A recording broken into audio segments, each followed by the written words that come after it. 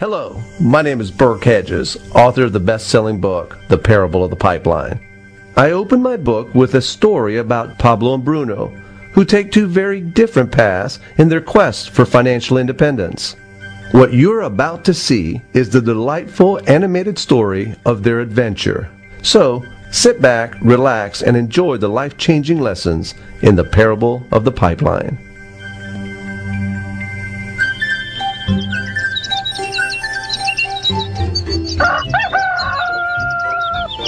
Far away, in a small village, near a beautiful valley, lived two friends, Pablo and Bruno. They were both young and dreamed of a better life for themselves.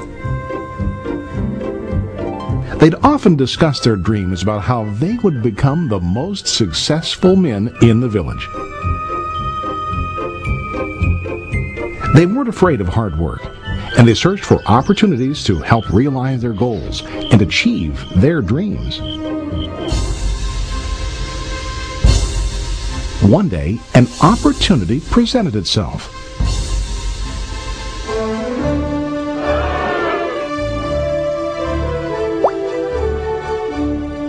The mayor of the village decided to hire two people to bring water from a spring up on the mountain, across the valley, back down to the village. They were to be paid based on the amount of water delivered to the village. Bruno and Pablo enthusiastically got to work. Every day, from morning till evening, they carried buckets to and from the spring. They worked hard, carrying water to the village. In the evening, they'd return home with their day's wages.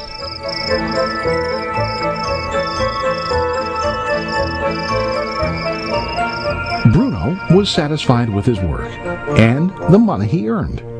He was sure that with this work he could achieve his dreams. Bruno thought that to increase his wages he could use bigger buckets to bring more water each trip.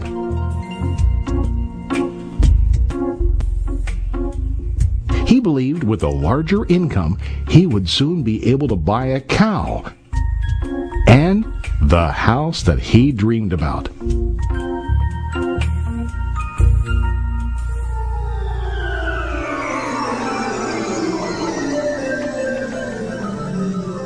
Now Pablo was not satisfied. At the end of the day, his back and hands ached, and he was exhausted. He was looking for an easier way to earn more. One day an idea occurred to Pablo. He imagined building a pipeline to deliver the water from the mountain spring to the village.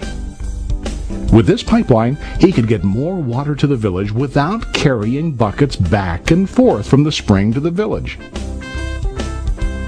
Soon, he got very excited about his idea and began to plan.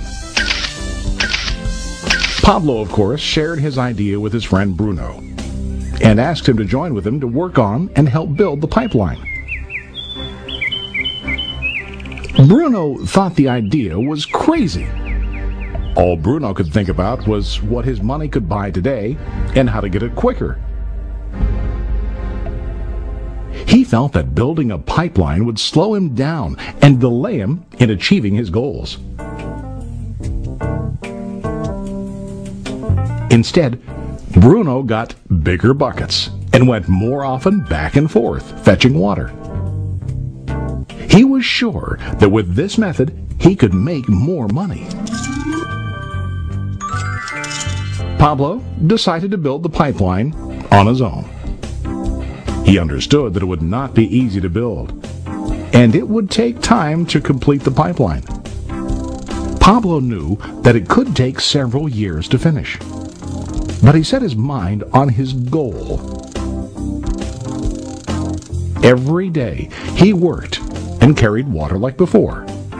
But on weekends and during his spare time, he worked hard to dig in the rocky soil and build his pipeline.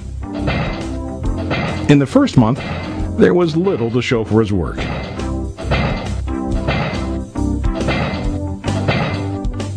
Bruno and the villagers laughed and teased him. They called him Pablo the Pipeline Man. During this time, Bruno's income doubled. He already bought a cow and a bigger house. His lifestyle changed. He now spent time after work in the bar, enjoying his hard-earned wages from delivering water.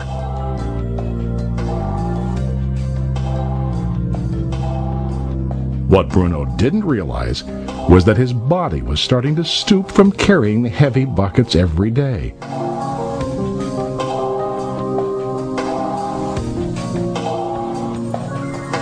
His face looked worn and his body tired. Soon, he began to carry less and less water due to the wear and tear on his body.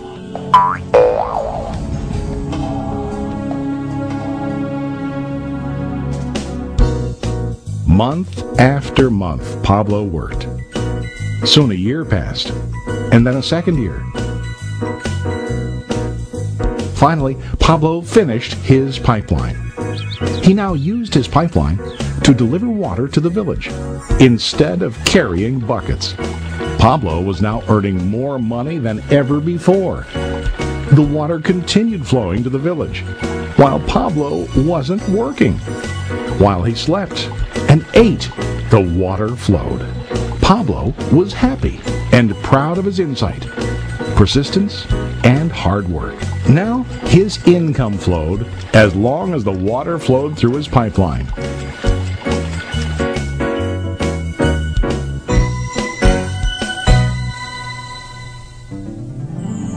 The story of Bruno and Pablo is a reflection of life. Their jobs symbolize what most people do to earn money. Bruno gets his money using buckets. He goes back and forth, carrying his buckets from the spring to the village in exchange for money. To increase his income, he either has to go more frequently to the spring or to use larger buckets. It's common in real life to increase our income by working harder. For example, working overtime or getting a second job. We also increase the size of our buckets by accepting a higher paying position, which often includes spending more time on the job. Most of us exchange time for money like Bruno. We know that every person has only 24 hours in the day and that it's not possible to use all our time to work. The most difficult time comes when we can no longer exchange time for money due to age, health, or other reasons. Then, our income stops. Now let's review what Pablo did.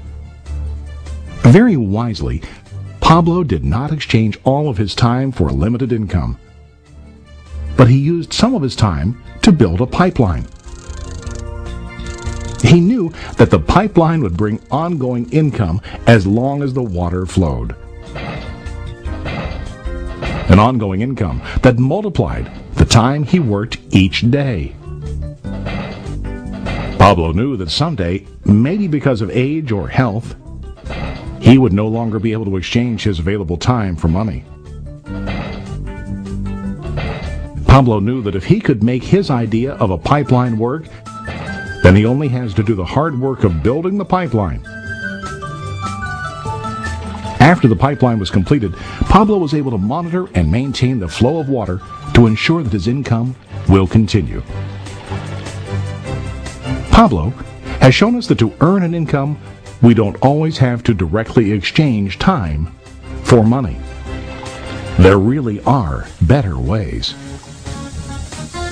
How about you? Are you still like Bruno, who directly exchanges time for money? Or do you want to be like Pablo, building and maintaining a pipeline for ongoing income? If you are interested in the idea of building your own pipeline,